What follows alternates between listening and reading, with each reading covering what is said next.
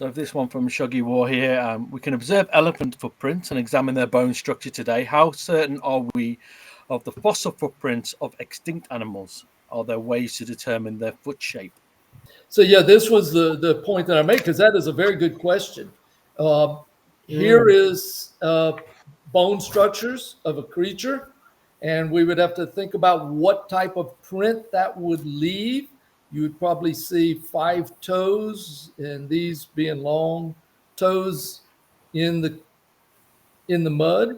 But in fact, this is the actual print, because that bone structure has got a lot of flesh around it, and it's an elephant print. So the elephants walk on their toes, but that's not a problem because of the muscles and the flesh around it.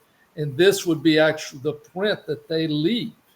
Nothing at all like their bone structure. So when we're basing footprints off of what we retrieve in the way of fossils, it can be very misleading. And I started that off by just comparing some of the field guides to identify. They don't agree on what the various dinosaur prints would look like, because we weren't there. We don't know. And I don't think we tend to find the footprints right near the bones of a particular dinosaur. They always seem to be quite remote from each other. And they also, as a general rule, there are exceptions obviously, but as a general rule, you almost always find the dinosaur fossils at least a layer or two above where the footprints are.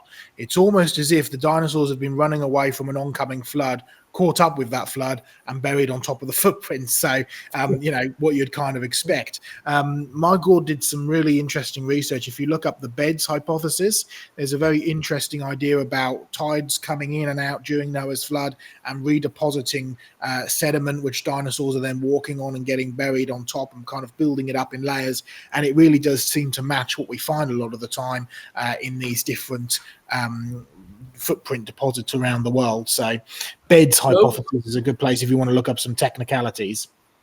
Joe, along those lines, the place that we actually went to and made the cast, there were 3 prints in a row. Then right next to it was a rock. I didn't show the pictures, but the gentleman said up until 1940s, there was a head of a dinosaur in the material. And then he said the Smithsonian came, took the bones, and you still get somewhat of a cast of what they extracted out of the rock right there. They said they've never seen it or received anything back from it. In other words, no money. They didn't get any money from it. Basically, that's how you interpret that.